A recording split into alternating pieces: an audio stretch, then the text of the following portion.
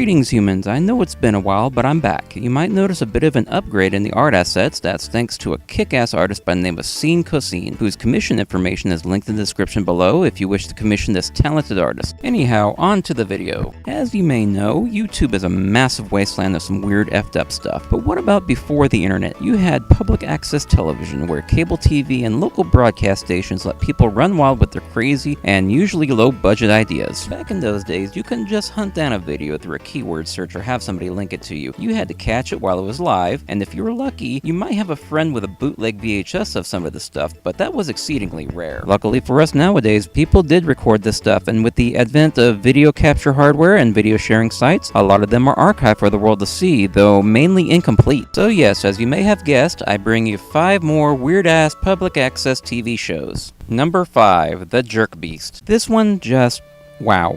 I almost have no words for this Seattle-based public access show from the early 2000s. This is the brainchild of Brady Hall and Calvin Reeder, where you have your titular character, the Jerk Beast, a foul-mouthed Muppet with a broken arm, along with his co-hosts Marty and Sweet Benny, berating callers with constant and admittedly humorous obscenities. And the calls just keep coming in non-stop, with callers finding new and humorous ways to provoke the Jerk Beast into hilarious reactions. My friend Dave wants to suck your dick, fag boy. Up. Yeah, fuck you. No! Yeah, fuck your mom. All of a sudden, Sweet Benny got a burr up his ass. I know one thing, and that's that you are the dumbest person I've ever met. Just like your bitch mom. So sick of people talking about my You mom. have a point there, Sweet Benny. Yeah, he did kind of have a good point. What's your name, son? Bitch. Bitch! Your name is Bitch. I like the cut of your jib. All in all, this is basically just televised shitposting, and it's a beautiful, beautiful thing. In 2005, Hall and Reeder released a Jerk Beast movie, but for unknown reasons it was only released in the UK. You can find PAL format copies on Amazon and eBay. You can also take a gamble and spend 10 of your Earth dollars at jerkbeast.com to buy it, as their PayPal link is still up, but I'm not sure if they're still selling the movie. If you like blood-soaked, raunchy, obscenity-laden, and low-budget filmmaking in the same vein of Gwar, I would highly recommend taking the effort to find this. No, dude. Yeah, go home and count your pubic hairs. I love it when I hang up on people and they're going, no, no, no, don't hang up. Number 4, The Church of Shooting Yourself. So yeah, The Church of Shooting Yourself. While the name alone screams for it to be on this list, this is actually a fairly creepy off-the-rails show that ran from 1993 to 2007 on New York City's MNN TV. The show followed the character Rick Arithmetic, who went around New York City with a video camera pointed to himself, in other words, shooting himself, as he rambled nonsensically about whatever came to his mind. God's a busy man. God doesn't have time for you. God doesn't have time to watch every single person in this world because most of the people are fucking up.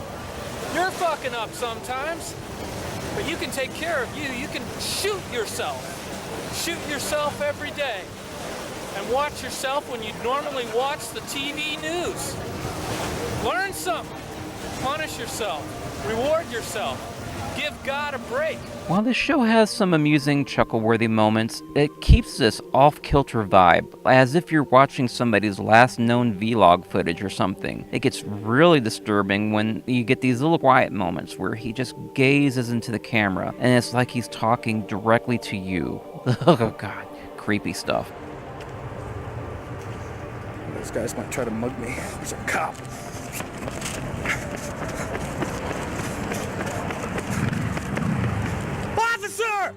Officer! Number 3, Unavailable. Yes, that's indeed the name of the show, and while another gothic public access show I covered previously, The Hell Ride, was unintentionally cringy, it seems this show goes out of its way to bring the cringe level to 9,000. This, I believe, on the internet is known as a PO. While I couldn't find much about this show or when it originally aired, with the subject matter they talk about such as Hot Topic stores and referring to hecklers as trolls, I would assume it came about sometime in the late 90s, maybe early 2000s. What I can tell you about the show is it starred hosts Nigel Wood, Nikki Wood, and the Goth Tard, who would answer calls from hecklers with hilarious responses, kind of like the Jerk Beast. They would also perform some really awful cringe-worthy music and poetry. It reminds me a lot of the old SNL skit Goth Talk, only cruder and funnier. Hot Topic has a lot of gothic clothes. They make me look nice and I stuff on my nose. I like Hot Topic because I've got the clothes to Hot Topic. My knee hurts. Yes, it does. I hurt it the other week, and it's numb to fuck. Is your accent real? Not really. Number 2, Carmen's Banana Cooking. This one I've actually seen with my very own calcite eyeballs when I lived in the human tribal demarcation known as Texas. While I lived in the Dallas-Fort Worth area, I managed to catch an episode here and there when I ventured down south to Austin, where this show aired every Friday at 10 p.m. on Austin Access Cable Television in the 80s and 90s. Ladies and gentle beings, I bring you Carmen's Banana Cooking. Carmen, to answer your dream, with bananas so creamy that you're gonna scream. I shake 'em and bake 'em until they are yummy, then shove 'em down your throats and into your tummy. It was a very strange variety show starring David Hahn, aka Carmen Banana, a drag queen with a very tall hat made of fruit and gigantic papier-mâché memories. Most of the time, our host would perform various banana-centric skits on her set, known as Casa Carmen, and sometimes she would venture out into the city to cover various local events such as craft fairs and the like. It's time to banana size. Now, you know how banana size works.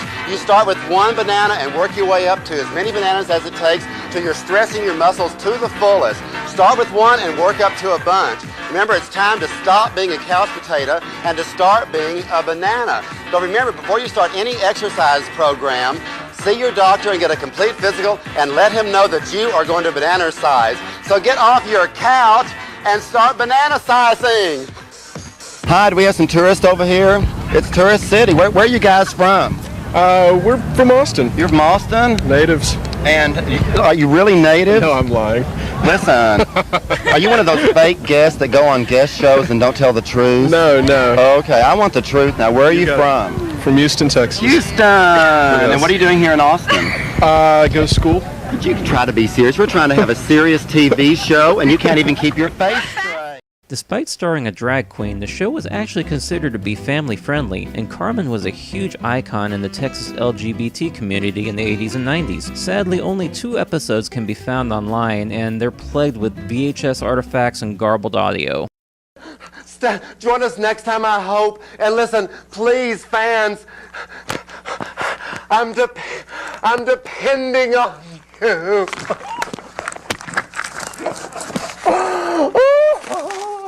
Number 1, Captain Video. Authorities from around the world have coordinated their efforts in trying to apprehend this notorious villain.